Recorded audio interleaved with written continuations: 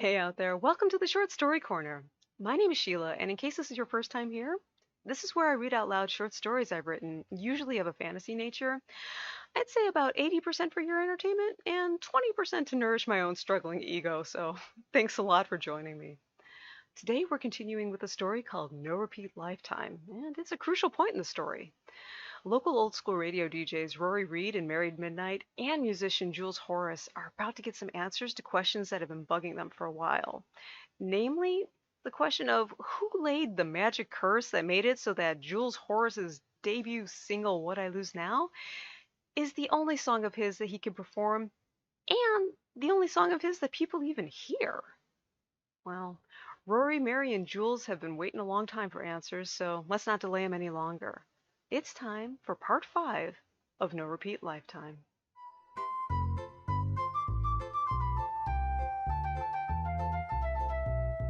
No Repeat Lifetime, part 5.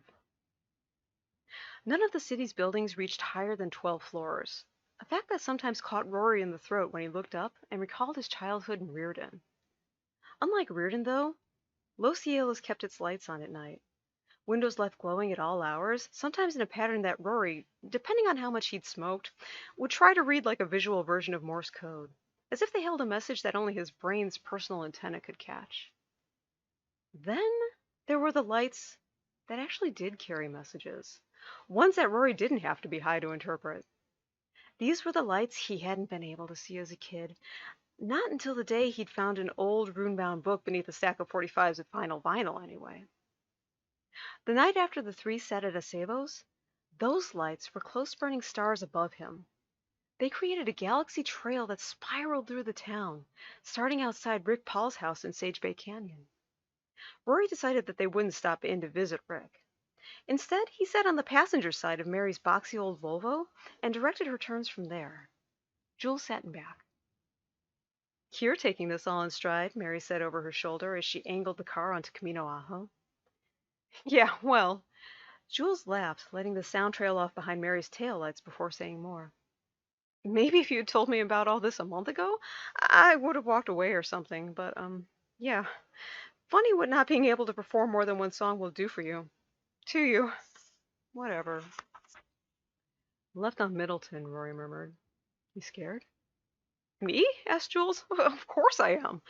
But I've got to know who, and you know, why." "You should have gone home after you got us to Rick's. There's no way this ends well. Here, turn right on that little street up there." Mary eased the car into a small residential enclave, killed the headlights, and looked at Rory. "Halfway down the block," he said, pointing. "The trail ends there." "I see it." Jules lurched forward, his hands clamped onto both Rory's seat and Mary's. "I know where we're going." Rory turned. "You can see the trail?" "No, but see that woman wheeling in the trash bin?" Now it was Jules's turn to point. "I remember her. She was at the show." He swallowed. "She was with a kid." "Oh, wonderful." Mary pulled over to the curb, still several houses away from where the woman wrestled the trash bin up the driveway, and shut off the ignition. "There were kids at the show." Just the one. She was more like a teenager." Jules shrugged. "Does that make a difference?" Mary sighed. Just possibly makes things more messy, that's all. More chaotic." "Would explain the clumsiness on the spell if the kid worked it, though," said Rory.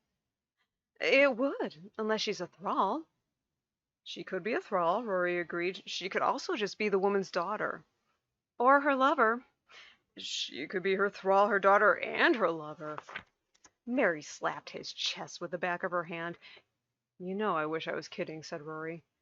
"But can any of that really make this any worse?" "You know the answer to that," said Mary. "So how do we approach this?" "Simply and directly," said Jules, opening the back door. "We just ask her what's going on." "Jules!" Mary reached for his arm, but he had already stepped out of the car and pushed the door shut behind him. She let her head fall against the headrest. "Jesus on a jackalope! What happened to him being scared?"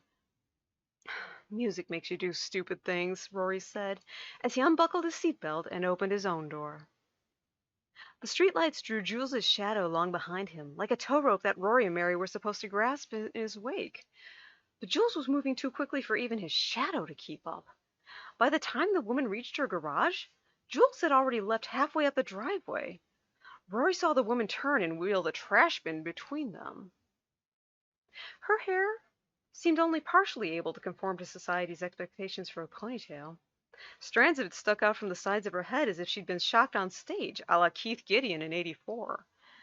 Even in the street lamp dimness, Rory could tell that the trails under her eyes weren't shadows, but bags hanging dark and heavy with their loads.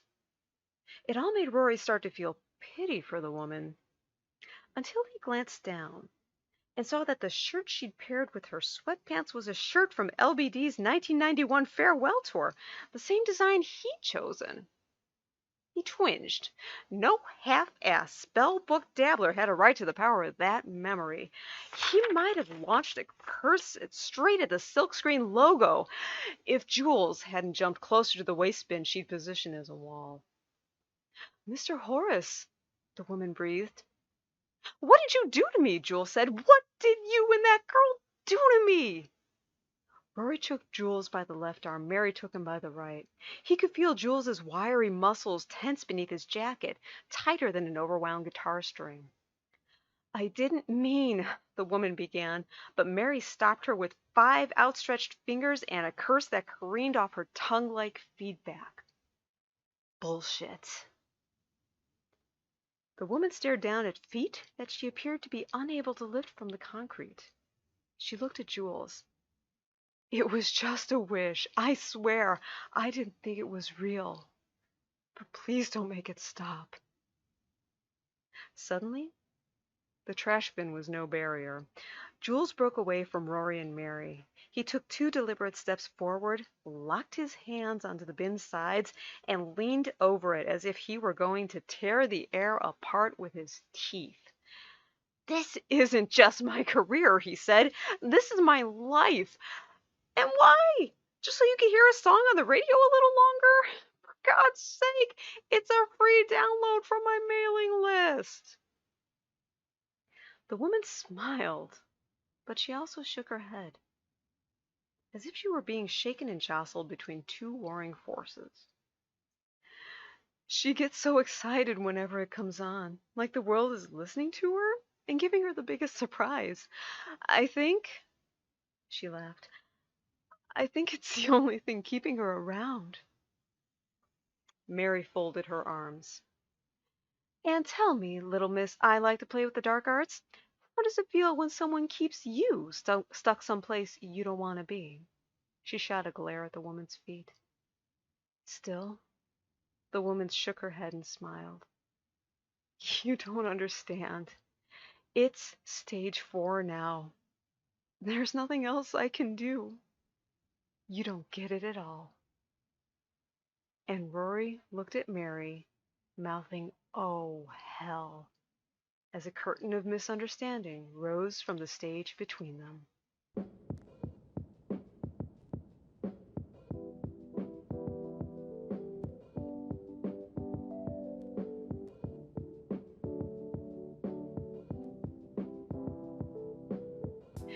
In my experience, magic curses rarely end up being what they initially appear to be. If you enjoyed the story so far, thank you so much. Please click that like button, share it with a friend, share it with 1,000 friends. I appreciate it all. I hope you'll come back next time for the conclusion of No Repeat Lifetime. Until then, take care. And as always, thanks for coming around to the Short Story Corner.